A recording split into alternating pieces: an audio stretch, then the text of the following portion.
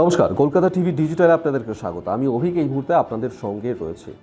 Donald Trump আমেরিকার president, তিনি মার্কিন শীর্ষ আদালতে সেখানে বড় ধাক্কা খেয়েছেন এবং তার এই বড় ধাক্কা খাওয়াটা পরে ভারতীয় যে শেয়ার মার্কেট এবং সোনার দাম তাতেও কিন্তু একটা ব্যাপক প্রভাব পড়েছে। সেই প্রভাব ভালো কি খারাপ সেটাই আপনাদেরকে বলবো আজকের এই ভিডিওতে।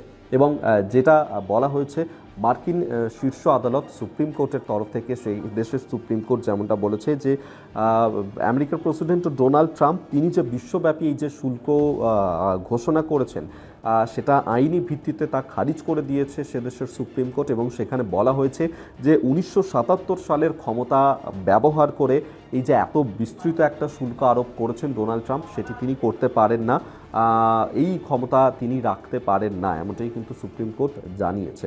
এবং সেক্ষেত্রে এই আইনের দৃষ্টিতে প্রেসিডেন্ট একা এমন শক্তিশালী শুল্ক আরোপ করতে পারেন না বলেই সেদেশের শীর্ষ আদালত সুপ্রিম কোর্ট এমনটা কিন্তু জানা হয়েছে। এবং এই যে রায়ের ঘোষণা, তারপরেই যেটা দেখা যাচ্ছে যে আন্তর্জাতিক বাণিজ্য এবং বাজারে সেখানে একটা বিপুল প্রভাব পড়তে শুরু করেছে। শুধু তাই নয়, গ্লোবাল স্টক মার্কেট সেখানেও একটা ইতিবাচক প্রভাব ইতিমধ্যেই পড়তে শুরু করেছে। এবং সেক্ষেত্রে সোনার দাম তাতেও একটা প্রভাব পড়েছে, ভারতীয় শেয়ার বাজারেও প্রভাব পড়েছে। মার্কিন সুপ্রিম কোর্টের এই যে সিদ্ধান্ত, তারপর যেটা দেখা যাচ্ছে যে বিনিয়োগকারীদের যে মনোভাব, সেই বিনিয়োগকারীদের মনোভাব কিন্তু দ্রুত পরিবর্তন হবে আগামী দিনে, এমনটাই মনে করা হচ্ছে। এক্ষেত্রে ভারতীয় শেয়ার বাজারের প্রধান যে সূচকগুলো অর্থাৎ সেন্সেক্স এবং নিফটি, তাও দ্রুত বৃদ্ধি পাবে এমনটাই আশা করা হচ্ছে। এবং আইনি বাধা শোষণ করার ফলে ভারতের অন্তত 50 থেকে 60% পণ্য রপ্তানিতেও তা কিন্তু কম শুল্কের অধীনেই কার্যকর হবে সুপ্রিম কোর্টের এই রায় ঘোষণার পরে। অর্থাৎ আমেরিকার প্রেসিডেন্টের কাছে এটা কিন্তু একটা বড় ধাক্কা হতে চলেছে।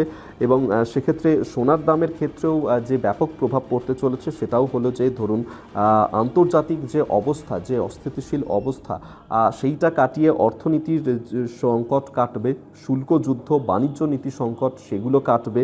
এবং সোনার ক্ষেত্রে বলা হচ্ছে যে একটা নিরাপদ জায়গা তৈরি হবে, সেফ হেভেন যেটাকে বলা হচ্ছে, সেই সেফ হেভেন তৈরি হতে চলেছে সোনার ক্ষেত্রে। এবং বাজারের যে অস্থিরতা তৈরি হয়েছিল সেই অস্থিরতাও অনেকটা কমবে মার্কিন প্রেসিডেন্টের নিয়ে সেদেশের সুপ্রিম কোর্ট যে রায় ঘোষণা করেছে সেই রায় ঘোষণার পর।